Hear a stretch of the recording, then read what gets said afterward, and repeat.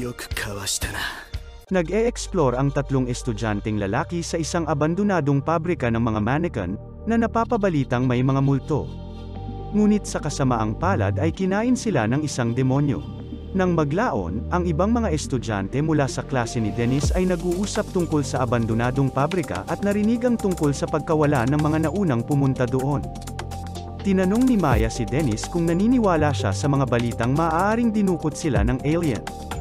Sinabi ni Dennis na hindi yun totoo. Kinagabihan habang naglalakad sa paaralan, si Dennis ay nilapitan ng isang demonyong natalo niya noon, na nagsabi sa kanya na mayroon na siyang makapangyarihang kakampi. Inatake siya ni Dennis, ngunit nakatakas ito. Sinundan pala siya ni Maya at nakita ang demonyo. Nakita din niya si Dennis na nakikipag-usap dito.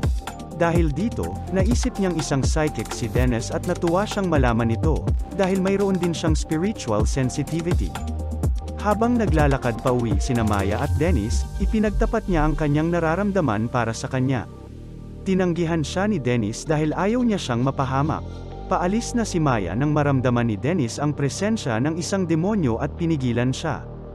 Pagkatapos ay inatake sila ng demonyong tulisan na si Vincent, at si Dennis ay naglabas ng isang leaf blade upang protektahan ang kanyang kaklase. Sinabihan niya si Maya na tumakbo at patuloy na nakipaglaban kay Vincent. Ngunit bago makatakbo si Maya, siya ay dinukot ng isang demonyo. Nagpatuloy sa pakikipaglaban sina Dennis at Vincent, ngunit nang naunawaan ni Vincent na si Dennis ay hindi kaalyado ni Yatsude, tumigil siya sa pakikipaglaban. Nagkaroon si Vincent ng pinsala mula sa kanilang laban at nag-collapse. Dinala siya ni Dennis pabalik sa kanyang tahanan kung saan ginamot niya ang kanyang mga sugat.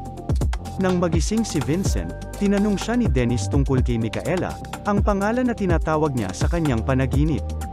Gayunpaman, tumanggi si Vincent na sumagot. Tumayo siya upang ipagpatuloy ang paghahanap kay Yatsude. Binalaan na lang ni Vincent si Dennis na huwag masyadong maging mabait at pagkatapos ay umalis. Pagkaraan ng ilang sandali, nakatanggap si Dennis ng tawag sa telepono mula kay Tosaka, na nagsabi sa kanya na hindi pa umuuwi si Maya.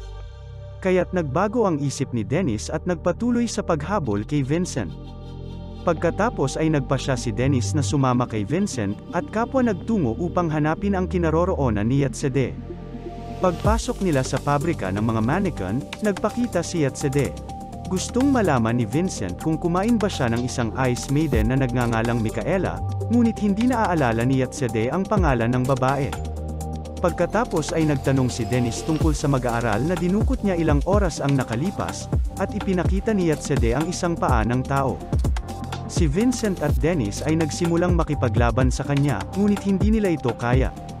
Napagtanto nila na hindi sila mananalo, maliban kung pagsamahin nila ang kanilang mga puwersa at lumaban ng magkasama laban sa halimaw. Pagkatapos, nagsagawa ng team play attack sina Vincent at Dennis. Nautakan nila si Yatsude at nagtagumpay na patayin siya.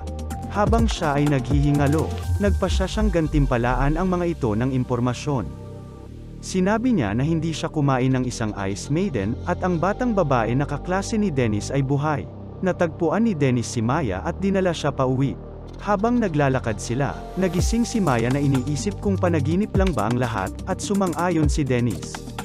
Napagtanto ni Vincent na buburahin ni Dennis ang mga alaala ng dalaga, maging ang nararamdaman niya para sa kanya, gamit ang pollen ng Flower of Forgetfulness. Natapos ang eksena kung saan tinanong ni Vincent ang pangalan ni Dennis. Ipinagpatuloy ni Vincent ang kanyang paghahanap kay Micaela, at pagkaraan ng isang taon, kapwa nakipagsanib puwersa sina Dennis at Vincent kay Goki, at sasagupain nilang tatlo ang spirit detective na si Eugene Mirameshi. Nagustuhan niyo ba ang movie recap na ito? Mag-subscribe at paki-like na rin for more videos like this. Maraming salamat!